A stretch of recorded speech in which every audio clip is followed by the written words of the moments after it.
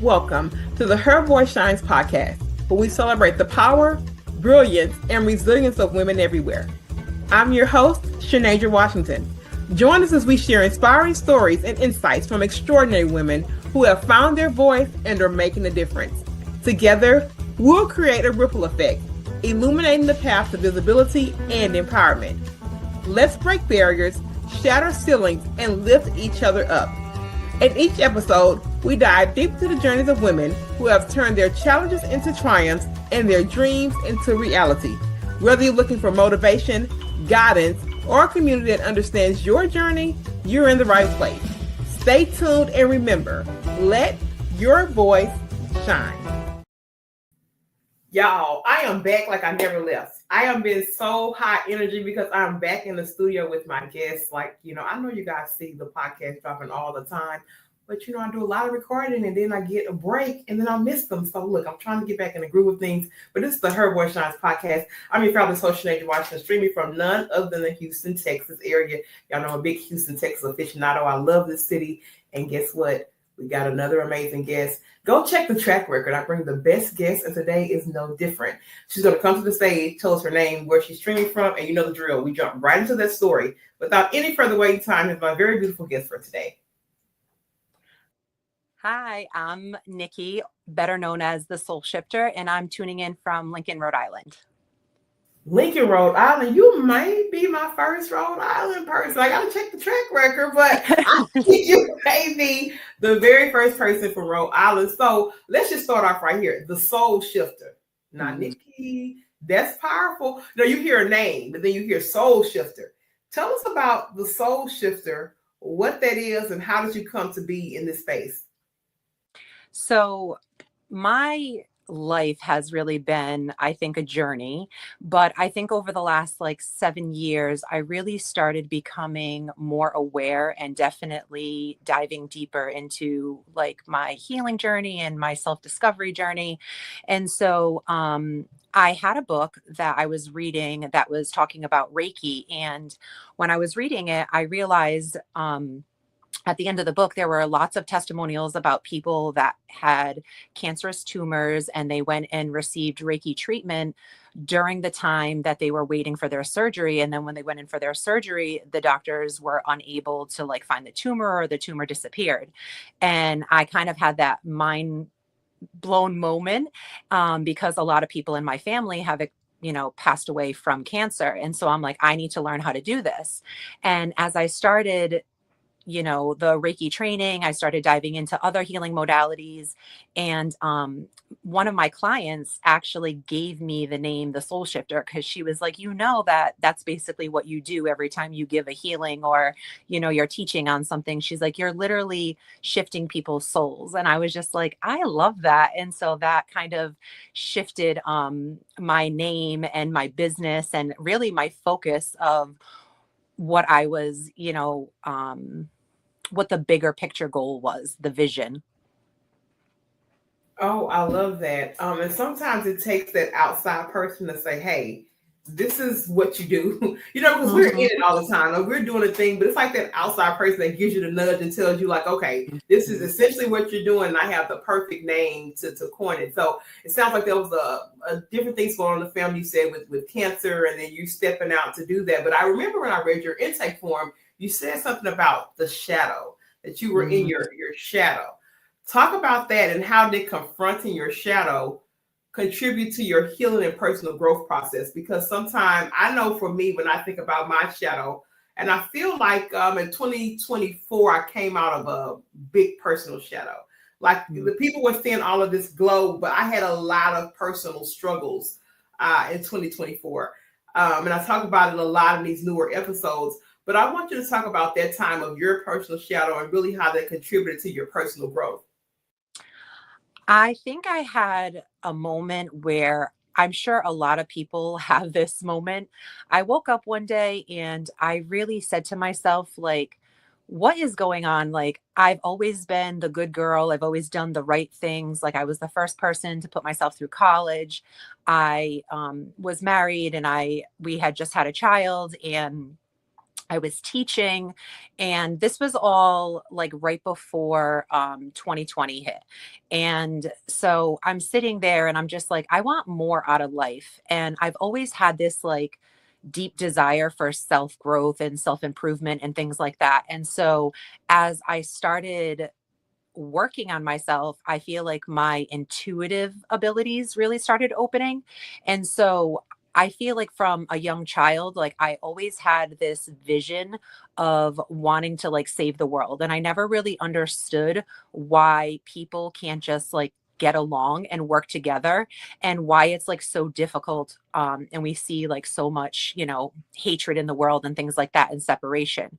And as I started doing my healing work, I really realized that diving into my astrology and really like understanding my own energy really helped me also like understand other people. And as I was doing my work and I was working on clients, I really realized that there were like these patterns and these themes that were coming up for all of us at the same time. And so in our present life, it might have been showing up a little differently, but it was like we were all carrying these wounds. And so as I started to make decisions to walk away from things that I really started to realize were not good for me, um, the first one being my marriage, um, I thought that when I started to walk away from that, that was going to be like the end of it, and I was going to start, my new life. And really, my divorce took 3 years, and it's 5 years later, and I'm still like going to court and battling the system, because the system really just wants like unification, but they're not looking at the safety of the child. And so I think through my like diversity and through my present life, I've really taken the time in that moment to really dig deep and start to look at those shadow aspects. And although I love working like one-on-one with clients, I feel like I always had like this big push that I needed to be doing something more, that I needed to be doing something bigger. And through looking at my shadow, I realized that, my voice is very powerful. And um, when I dive into meditation, it's like the first thing that always comes up is that I need to be sharing my story. I need to, um, really get myself out there, because my story is very relatable to a lot of people. And so I think sometimes when we're on our journey, we feel so alone and isolated, and, like no one is going through this, or I can't admit that, I'm having these struggles, because then I'm going to look weak. And I feel like I love that shadow darkness place, because I've experienced a lot of darkness in my life, and really learning how to confront it and alchemize it. And so now it's like, wow, like I see the magic and the impact behind it. And I really want to help other people. And so I'm like, I have this like blueprint, I have this guide that I need to be sharing and, putting out there. And I've been trying to, get on podcasts and different things to share my voice. But when I really started to look at, my childhood and different things, I realized that, my voice was always something that was quieted growing up, or, like it wasn't validated. So I really learned, to be quiet, to be the good girl, not to say too much, not to ruffle too many feathers. And through my shadow, I realized that, my voice is actually really powerful. And yes, it may trigger people, but it's triggering people from like a place of love, because I want to see everybody, as their best self. And I think that that's why I create a lot of powerful tools, and I teach workshops and different things, because I know that everybody likes to learn, in different ways. And so I just think getting the information out there is so important, because it was like as soon as I had the awareness of, wow, like I've been blocking myself, this is actually a wound for me, and I've been abandoning myself. And then I look out into, the collective, and especially, women, it's like we have been taught that we have to wear so many different hats, and that, if we're feeling tired or overwhelmed, then we're just like not doing it right or we're not enough. And I think that that's such a stigma that we need to break, because we really do need community. We really do need a tribe.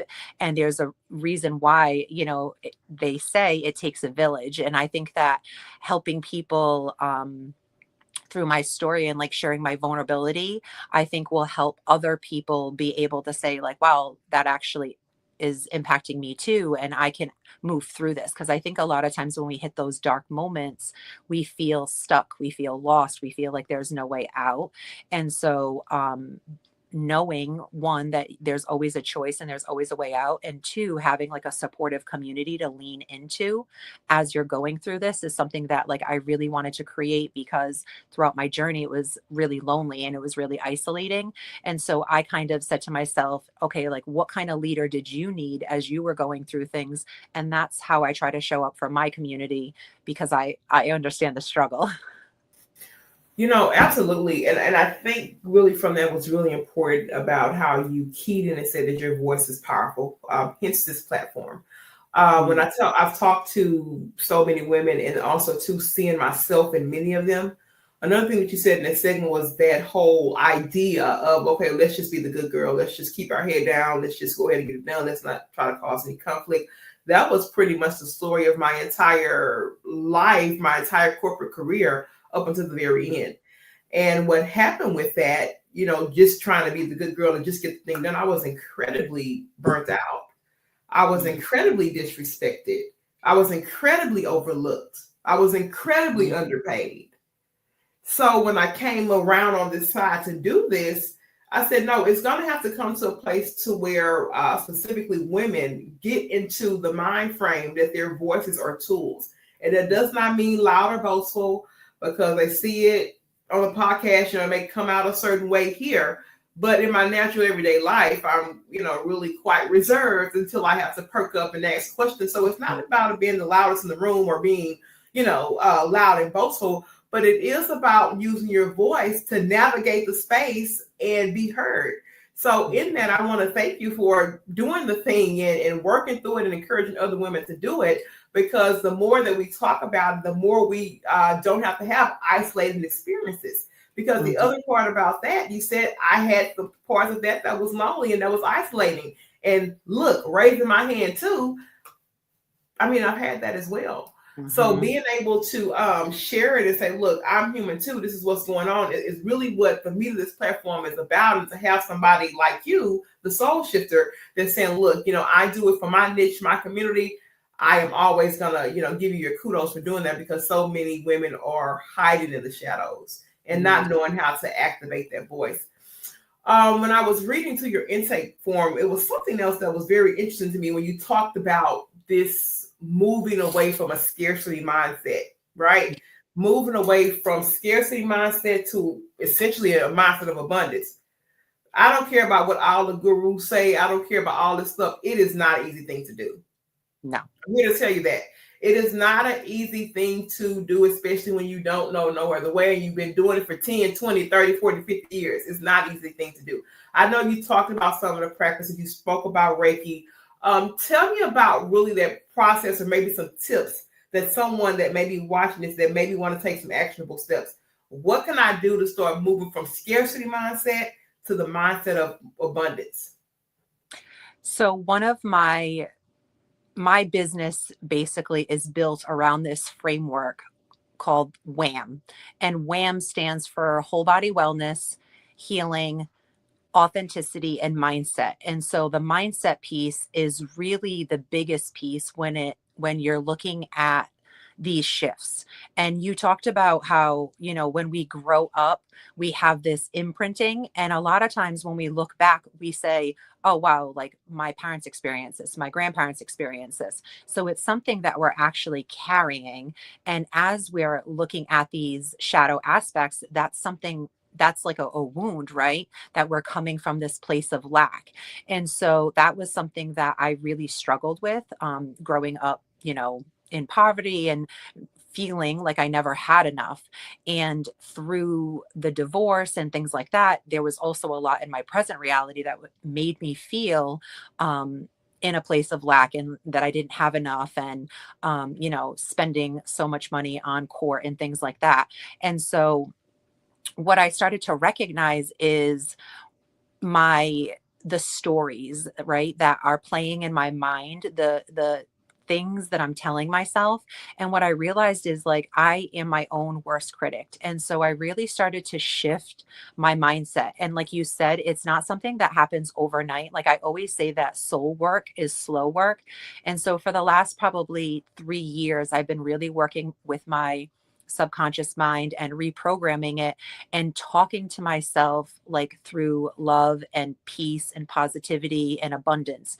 And so what I would do and what I would suggest, or what I did and I would suggest, is one, really becoming aware of your thoughts. And I think the world, right, keeps us really busy, and it's hard to actually do that step. Like that's actually the first step, but it's the hardest because we're so used to like being in that robotic mode and just moving, and we've really been taught that slowing down is like unproductive or it's lazy, but that's really the biggest lie. And that's always when I find like that big redirection or um just that clarity that I needed, is when I actually take the time to slow down. And so I started doing this on a daily practice, and really started to become aware of my thoughts. And as soon as I would recognize that negative self-talk, I would literally just in my mind go into like a spew of mantras and different positive affirmations, just kind of shifting from one duality aspect to the other. And practicing this over and over, also doing a lot of mirror work. So I would get really intentional, like while I was brushing my teeth or, you know, moisturizing and things like that. And I would talk to myself about, you know, like, um, how abundant I am, and you know how confident I am, and how my voice matters. And there was just different things depending on what was coming up at that time that I would, you know, that self-talk sounded like. And that's why I created Talk That Talk, Sis, because I recognized working with a lot of women and a lot of that feminine energy, is that we have been suppressed for a really long time. And one of the things that I love to like dive into with the shadow work is really connecting it to the physical body and how it kind of appears as dis-ease or physical ailments in the body. And then reconnecting that to the energetic body and using that W in my WAM framework of whole body wellness. So I believe that we all have the power to heal, but we just one have to have the awareness and two and the knowledge, and then use that whole body approach. So when we're healing, we're looking at the physical body, the emotional body, the mental body, and the spiritual body, and looking at different approaches for each aspect and how to heal that aspect. And I think that when you look at all four aspects and you have that um, approach, I think that you can heal anything in the body, because I believe that everything is energy and energy is all around us. So we are made up of energy, and a lot of the heavy emotions that we carry are those dense emotions like shame and guilt, which a lot of women carry. And so when I was doing my work, I'm looking out into the collective and I'm like, wow, like so many women suffer from gut health issues. And that's where we hold our sacral and our solar plexus, which is like our creation portal.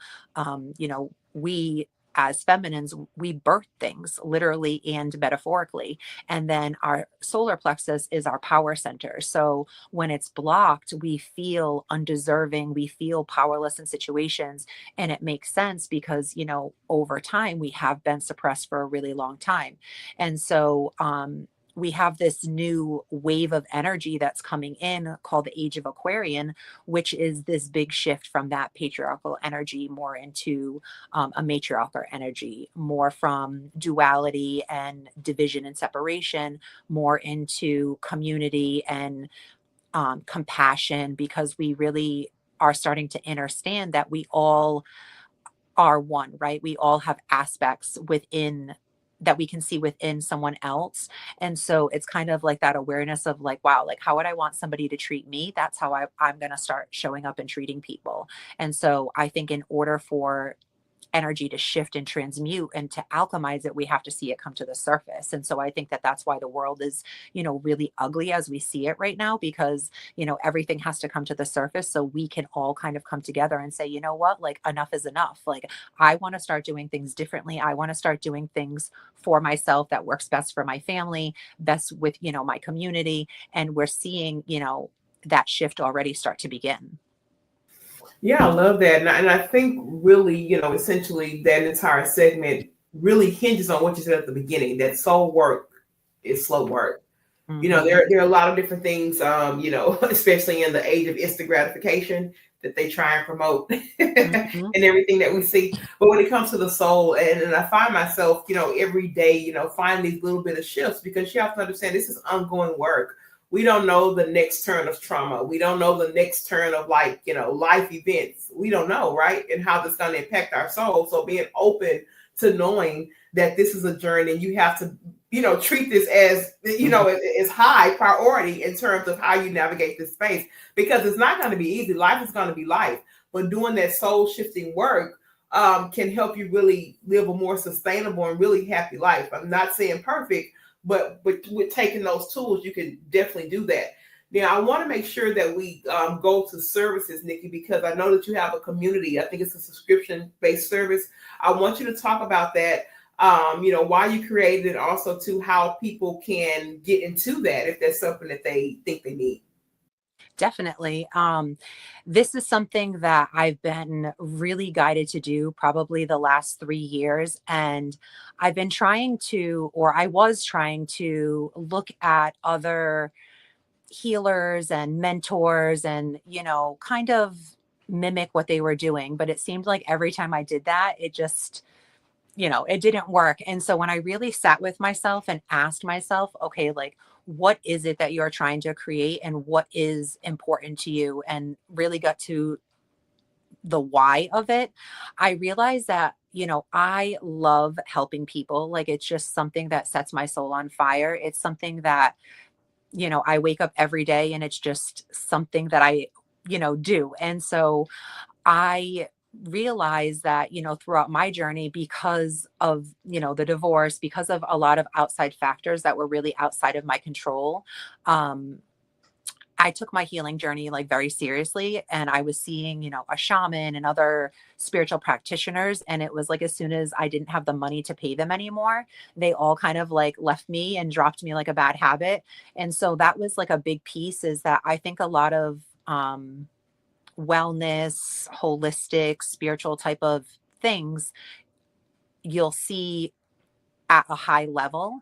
And I really understand why people do this, because in order to teach at a high level, that means that you've had to go through a lot of things in order to be at that level, right? You've had to alchemize a lot of energy. So I do understand why people do that, but I didn't like want someone who really wanted to do the work not to have access. And so I created this Soul Shifter Revolution community, and it really has a couple moving parts to it. My overall bigger vision is to really bring in people from all around the world that want to journey back home to themselves, that really recognize and realize that there is more to them than, just this human experience. And really learning, different tools. So there's a lot of teaching in there, and there's also like a lot of energy work. There's stuff around astrology, and the moon cycles and things like that. But I really wanted everyone to have access. So the Soul Shifter Revolution community is only $5 a month. And you get access to everything that goes in live, and also all the past workshops and things like that. So basically, how it's set up is that every month, I usually teach at least one themed workshop. And then I usually go in at least 2 times a month to talk about the new moon and the full moon energy and how that kind of impacts us. And the other piece to the community is the community. Um, People being able to come in and celebrate their wins, people being able to come in and collaborate with other like minded people, because my goal for this revolution is a revolution, right? It's like to attract like-minded people that are on a journey, but also want to work together to create real change in this world. And so that is, my vision, and why I made it affordable to everyone, because there is a lot of value in there. One of the segments earlier that we were speaking on, and you asked about tips, and one of the things that I really had to do, which is one of the workshops that I teach, is called grounding your nervous system.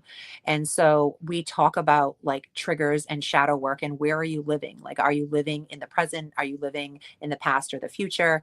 And how that impacts you. And so, the second part is all about building that toolbox. So when you are triggered, what are you going to do to, you know, relax and calm your nervous system, so that you can go in and do that mental work and really ask yourself, like, am I really being abandoned right now? Or is that just something that's coming up to the surface? And then you can do the work to transmute it. You can say to yourself, like, no, I'm not. So where is this coming from? When did this first start? And that is like how we alchemize energy. And that's why it's slow, because first it's like we have to have the awareness, then we have to work through it, then the universe will kind of give us, and I hate to use the word test, but it really the opportunity to see if you've learned the lesson and you can apply the wisdom out of the lesson, or if you're going to repeat that cycle or that pattern. And so I think that that's why, like, the Soul Shifter Revolution, it's like my baby. It's something that I'm super passionate about, and something that I really want to grow, because I think that, everyone needs this. And that's why, I want to make it available to everyone, and also offer high value, because I know that people are struggling and you know, they need support. Absolutely, and thank you for that. I want to make sure we get at least the website. So give us the website, and maybe or email or something where they can reach out to you if they want Yes. to be connected. My website is soulshifterrevolution.com, and my social media is the Soul Shifter, THEE. And then my email address is thesoulshifter@gmail.com. So they can reach out in any of those ways. Okay, perfect. And thank you for the dedication you put into sense of community. Lots of times I hear, we have guests that come on, and I just talk to people generally about some of the programs they have, subscription based. And many of them, I think, start with the intention of building community. But of course, and sometimes it fades because they're doing it a different way or doing it like somebody else. And one of the things that you said at the beginning of that segment was when you try to follow, all those modes and all of, so the fact that you've done the work to say, hey, I know all these things don't work for me. I'm going to make my own sense of community and really build that as something that's powerful, because that is even lacking as people go out and try to build. They try to emulate to a T someone else's model, and it just does not work for them because it wasn't designed to work for them. Our creator did not give it to them. Now, I'm not saying don't go out and get the best business practices and get things that can grow your mind, but also to be bold enough to say that I was gifted this individual journey, this individual set of experiences, and I'm going to infuse that into community building. So I'm happy she said that, because it's one of the things that I harp on all the time. Like, yeah, I'm going to have, a coach or mentor that's going to teach me the outs and ins on how to navigate business, but I am never going to be shy about this journey and building the way in which my father designed me to do this. So thank you for sharing that. That's very powerful that you did. I want to do a rapid fire round with you, Nikki, the show shifter. It's going to be where I give you about 8 questions. You just come and give us the best answer in a couple words, maybe a sentence, and we'll be doing the final thoughts after this. So let's kick off with rapid fire. The first thing is, I want to hear about your morning routine. What is the first thing you do when you get up in the morning? 3 things that I'm grateful for. That's the first thing. I love that. Inspirational quote. What's your favorite mantra? And I know you use a lot, but what is your favorite, maybe life mantra, or maybe favorite inspirational quote?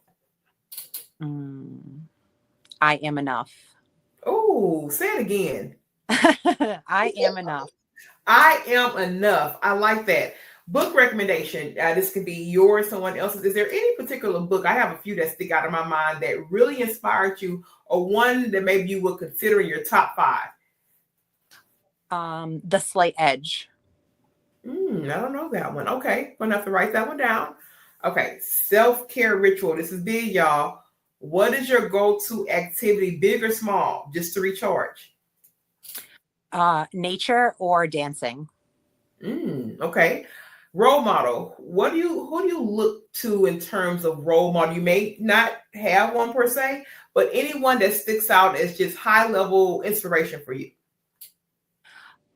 I love people that are authentically themselves. I think that that's what I strive and what really I'm like, ooh, I love that. I love people that you can tell they're just themselves unapologetically. I love that. Yeah, so any talent that people may, or it doesn't be a talent per se, or something about you that may surprise others that you may not bring to the surface all the time. I love to write. Okay, me too. All right, let's do bucket list goal. I hate bucket list. I need to say something else. It's kind of a now that I've gotten older, it's a heavy term. So whether it's professional or just personal, tell me something that you just have that strong design goal. I just need to get it done, and I want to get it done before something happens. I feel very called to visit Bali. Nice. Okay, and one word to describe your journey. What would you say? Life-changing. That is so good. Yay. Come on now, Nikki. That was a fabulous rapid fire segment. This is a part in our show where we cue over to our guests for final thoughts. We tell them to give us some great words for this final, or give us some final parting words for this space, and really something that captures the essence of Nikki the Soul Shifter. Then after that, I'll be back to close the show. I just want you to know that you are a soul shifter and you have the ability to heal yourself, and you're so much more powerful than you realize. Absolutely, you really are. And I know it sounds like so small, but I preach on it like so often that we all have gifts and talents. There's no favorites. All of these journeys really come together as a really big melting pot, and I really hope you feel that in your spirit today. This is the Her Voice Shines podcast, where I tell you miraculous things happen when you let your voice shine. Like the old folks in my church used to say, I love you. There's nothing you can do about it. And I'll be back with another amazing woman on the Her Voice Shines podcast. Until then, we're out.